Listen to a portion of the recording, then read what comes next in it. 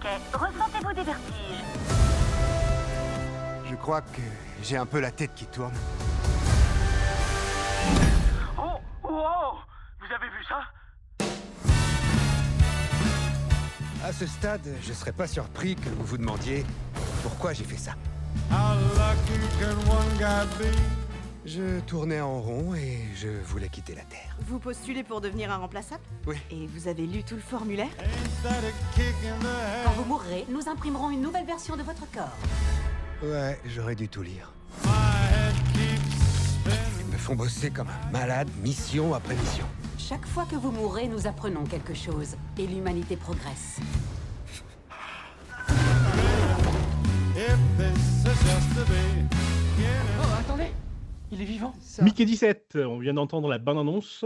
C'est un film, alors attention, je suis désolé pour mon accent, hein, vous avez l'habitude avec moi, pour les fidèles auditeurs et auditrices, de Bong Joon-ho, je ne sais pas, comment tu prononcerais toi ça Bong Joon-ho, je Kiwi? crois.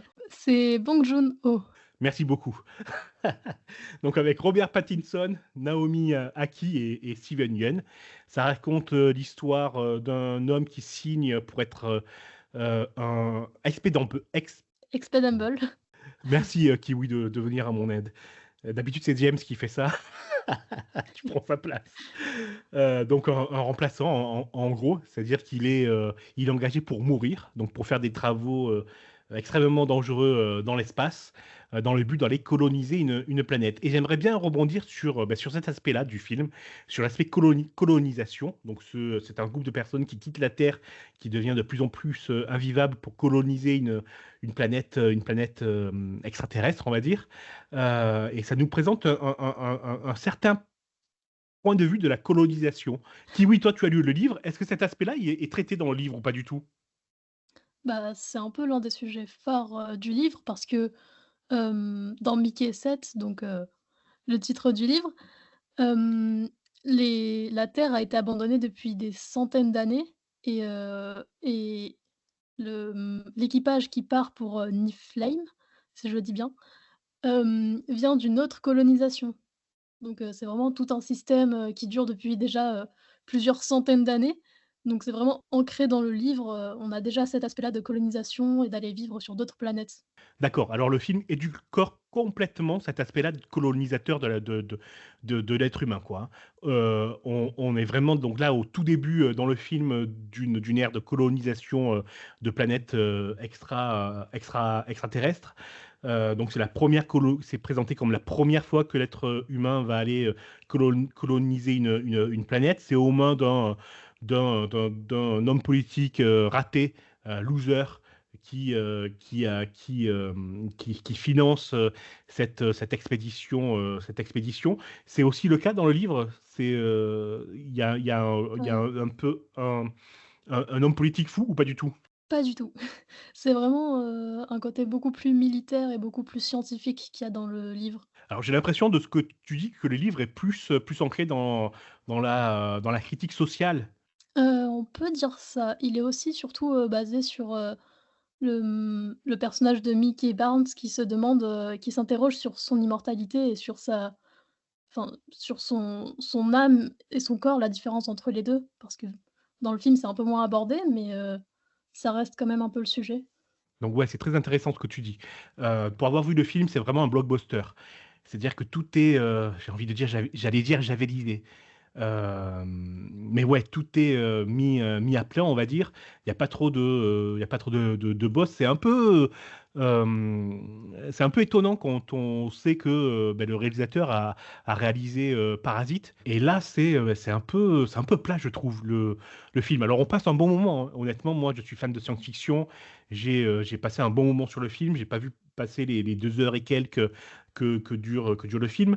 Mais sur l'aspect politique, on est très en deçà de l'attente. Surtout que, pour ceux qui ont vu le film et qui ont vu les bandes annonces, on se doute bien que le chef de l'expédition, c'est une caricature de Donald Trump matinée d'Elon Musk. Surtout avec l'acteur Mark Ruffalo qui base vraiment son jeu sur le physique de Donald Trump et sur ses tics. Mais ça tombe un petit peu à plat, je trouve. Mmh. Je pense que Bong Joon-ho a justement essayé de garder l'aspect, humoristique qu'il y avait dans le livre, mais c'est vrai que du coup ça détériore un petit peu les autres aspects, qu'il pourrait y avoir dans le film, qui pourraient être un peu plus développés. Ouais, je te rejoins. L'aspect politique, vous l'oubliez, hein. Vous n'allez pas voir une critique de la colonisation ou une critique, politique, en bonne et due forme. Non, on est très loin de ça. C'est du blockbuster, tu l'as dit, c'est très drôle. Il y a de très bonnes répliques, de très bonnes situations, mais c'est comme je le répète, hein, c'est assez plat. Le livre, toi, il t'a plu du coup ou pas?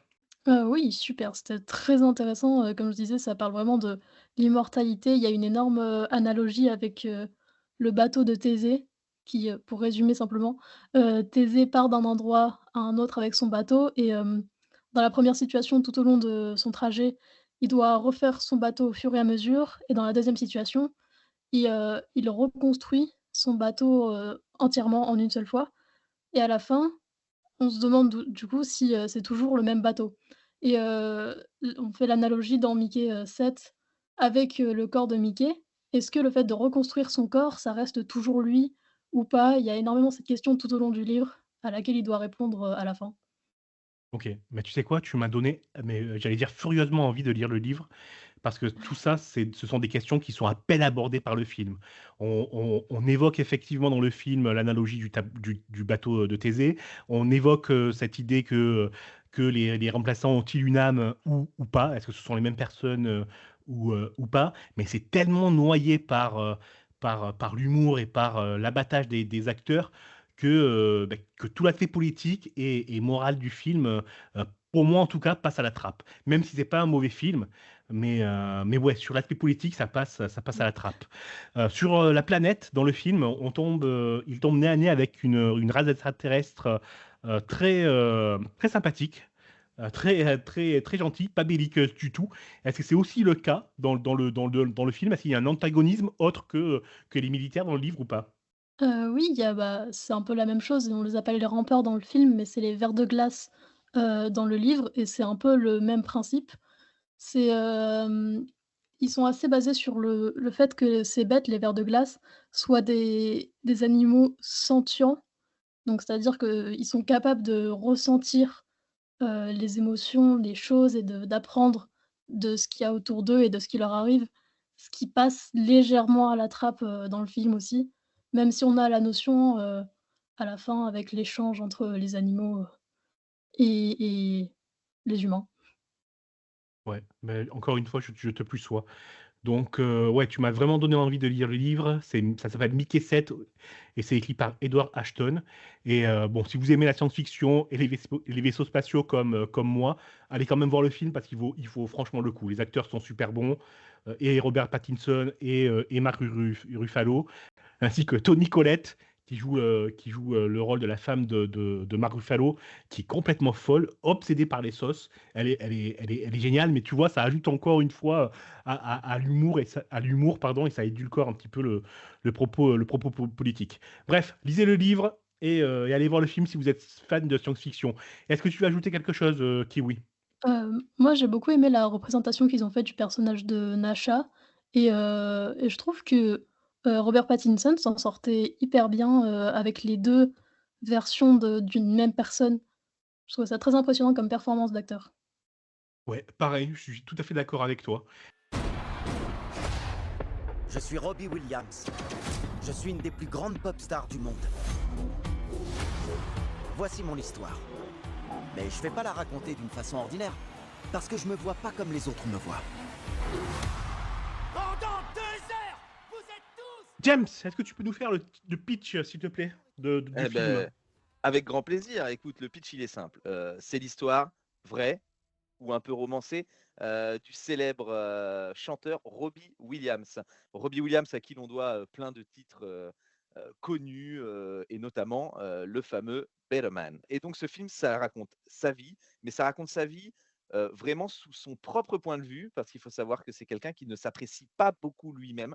Et du coup, il a choisi pour s'interpréter lui-même une vision de singe de son plus jeune âge jusqu'à la fin du film. Il est interprété en CGI Oui, et moi, ça m'a dérouté, hein. Même à la bande-annonce, je me suis dit: «Mais pourquoi, il est en singe?» Alors ça s'explique tout de suite, hein, par l'ouverture. Il dit: «Bah, je vais vous raconter, moi, mon histoire de la façon dont moi je me vois». Et paf, on ouvre avec ce singe.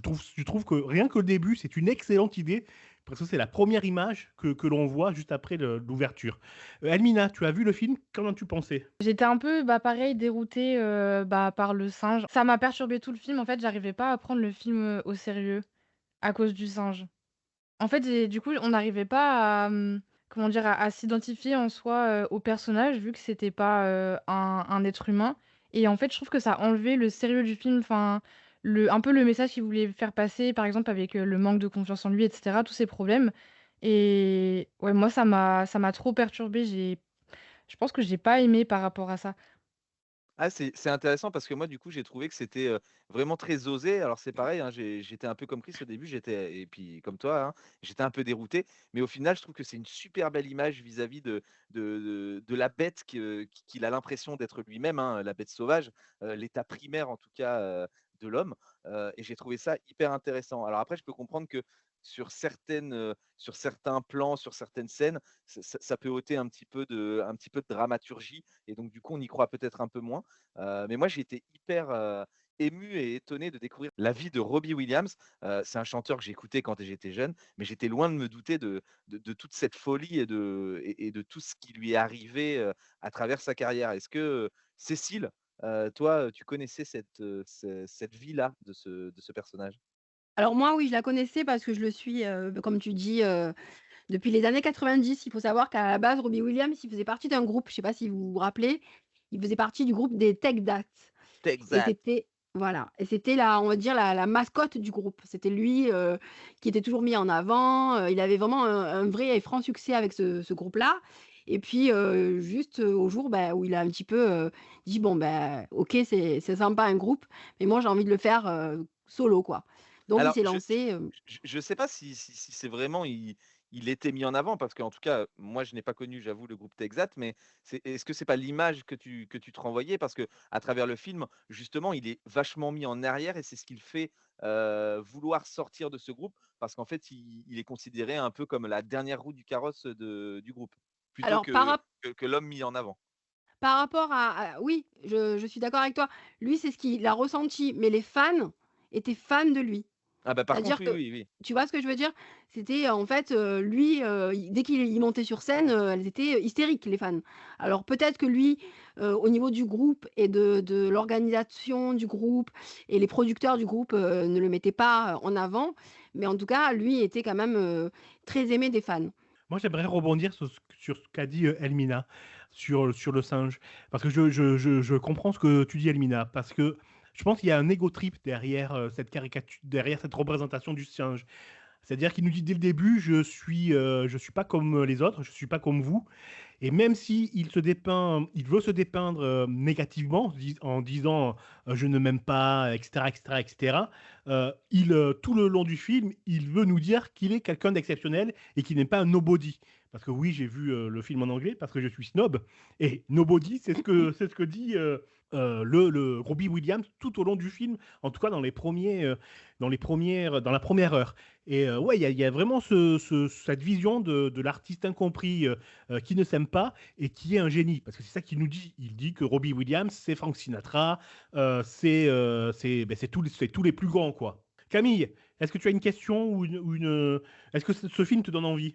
Bah, franchement, il m'intéresse, pas mal, de tout ce que vous dites et de tout ce que j'ai vu, parce que c'est un biopic qui a pas une forme classique. C'est-à-dire, il est sous forme de singe et tout ça et donc ça m'intéresse beaucoup. Je suis pas énormément biopic normalement, mais le fait qu'il ait voulu incarner, se représenter lui-même comme il se voit, ça m'intéresse beaucoup, de voir sa manière à lui de sa vie, quoi. De voir Ouais. son point de vue. Je trouve ça beaucoup Ouais. plus intéressant que juste, voir des acteurs qui reprennent son rôle, Il est dans sa passé vie. par plusieurs, quand même, enfin, il revient de loin, hein. Il revient Mmh. de loin, hein, Oui, et ce qu'il faut savoir en plus, c'est qu'il joue son propre rôle, hein, dans le film. En fait, c'est lui derrière, Oui, oui. derrière le costume, hein, je mets des guillemets au mot, de singe puisque c'est des effets spéciaux, mais c'est lui qui joue vraiment, son propre rôle Et je trouve que c'est assez, enfin moi j'ai trouvé ça vraiment assez intelligent et une vraie prise de recul, et de conscience sur l'homme en tout cas qu'il a pu être. Ouais. Et j'ai trouvé le final éblouissant. Ouais, il faut aussi préciser qu'il y a de très très bonnes trouvailles de réalisation. La scène de la noyade, elle est saisissante. Oui. Avec les effets spéciaux et cette horde de fans qui sort d'on ne sait où et qui lui dit mais comment tu peux vouloir te tuer alors qu'on t'aime, elle est effrayante cette scène. De même que, alors je vais spoiler un petit peu sans le spoiler, mais la scène de bataille à un moment donné, Ah elle oui, est magnifique. très très bien trouvée cette scène-là.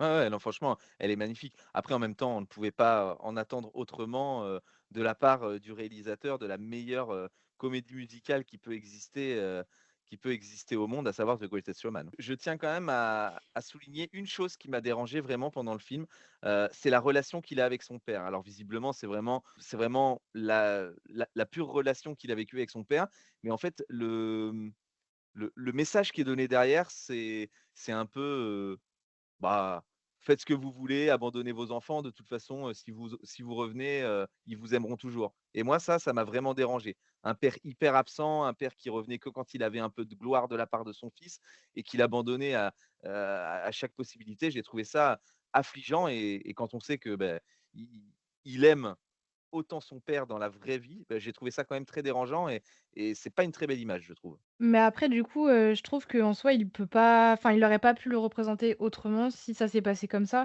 Ah Il bien pou sûr, il a non, non, pas mais il pouvait pas enjoliver l'histoire. ah Je non, non, pense mais que je suis complètement d'accord avec toi, hein, Elmina. C'est juste que moi, du coup, ça m'a quand même choqué. J'ai trouvé ça dur, en fait. J'ai trouvé ça très ouais. dur. Ouais, là on est sur le jugement de sa vie privée et pas sur le jugement du film, effectivement. Exactement. Ouais, ça reste une hagiographie, mais encore une fois, une bonne hagiographie, bien filmée, avec de vraies trouvailles de vraies trouvailles de réalisation, très bien écrite. Après, pour faire l'avocat du diable, c'est un peu faites ce que vous voulez. euh, Faites ce que vous voulez, c'est pas grave. C'est pas Ouais, du grave. moment que vous êtes un génie. Du moment que vous êtes un génie, tout vous sera pardonné et tout vous réussira. En général, une grande star, hein, c'est un peu comme ça, hein. C'est malheureusement ça, effectivement.